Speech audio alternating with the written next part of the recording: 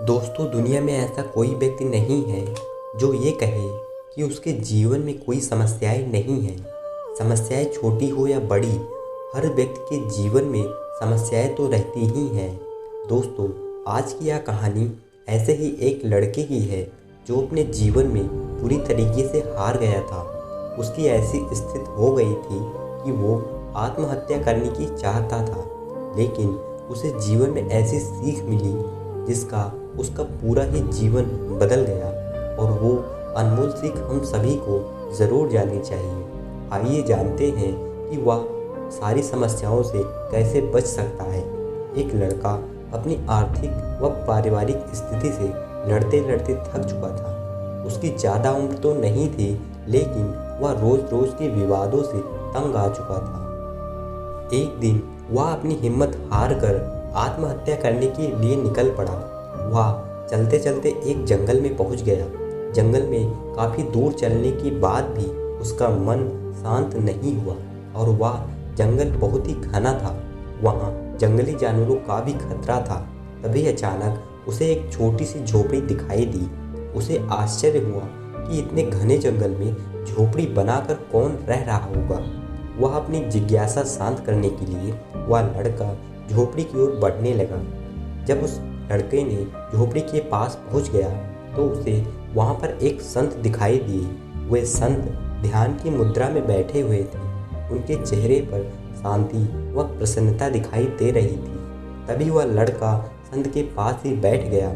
संत ने लड़के को देखा तो उसका परिचय पूछा। लड़के ने कहा कि वो अपने जीवन में बहुत ही परेशान हो गया है और मैं मरना चाहता हूँ, इसलिए मैं इस जंगल में आया हूँ कि किसी तरीके से अपना जीवन समाप्त कर सकूँ।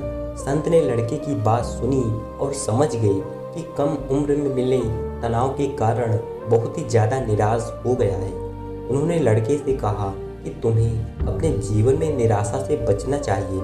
समस्याएं तो आती रहेंगी, हर समय एक जैसा नहीं रहता। संत ने लड़के को समझाने के लिए एक कहानी सुनानी शुरू की। संत बोले, एक छोटा सा बच्चा ने अपने घर के आंगन में एक बांस और एक कैक्टस का पौधा अपने आंगन में लगाया।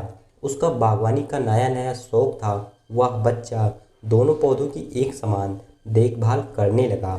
रोज सुबह शाम पानी देता, तेज धूप व छांव से बचाता।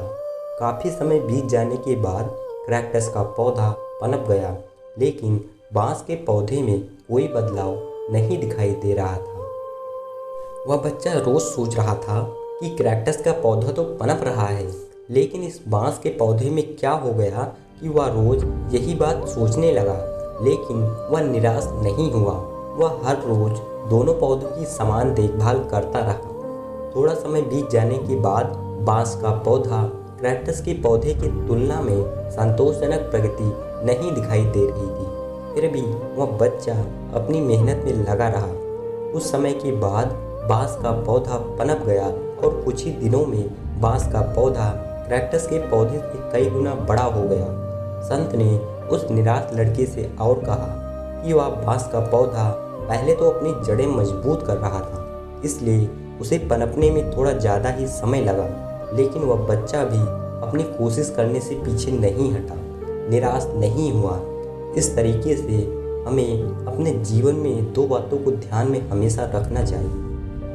पहली बात तो यह है कि हालात कैसे भी हों, सकारात्मक सोच व धैर्य बनाए रखना चाहिए। और दूसरी बात यह है कि पहले हमें अपनी जड़ें मजबूत करनी चाहिए। अगर हमारा आधार मजबूत होगा तो हमारा हर काम तेज़ी से आगे बढ़ेगा। सकारात्मक सोच व धैर्य रखेंगे तो जीवन में जल्द ही संतोषजनक बदलाव दिखाई दे सकता है। दोस्तों, आपको यह कहानी कैसी लगी हमें कमेंट करके ज़रूर बताइए। और वीडियो कैसी लगी, वीडियो अच्छी लगी तो वीडियो को लाइक करके चैनल को सब्सक्राइब ज़रूर कर लीजिए। मैं मिलता हूँ किसी नेक्स्ट वीडियो में, तब तक के लिए धन्यवाद।